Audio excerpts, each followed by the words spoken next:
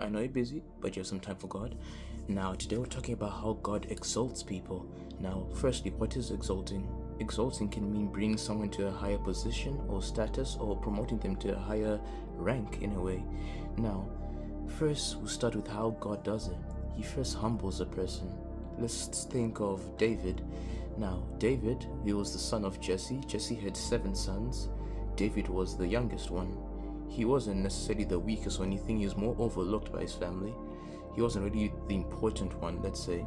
So, when God sent Samuel to look for a good king to one day rule Israel, um, Samuel chose one of the strongest sons or the tallest sons, but God said, no, choose David, because I don't care about height, I don't care about strength, I care about their heart.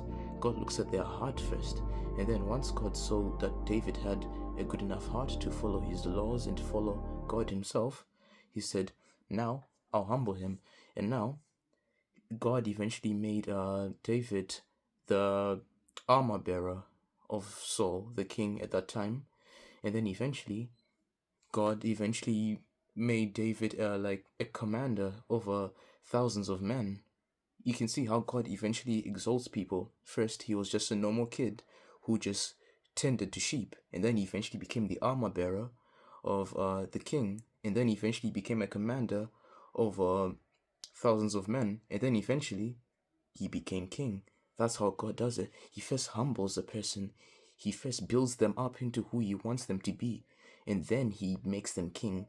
Why? So they don't become greedy or overcome by that power, or maybe they don't become a mad king. That's how God exalts people. I hope this was helpful. Thank you for watching.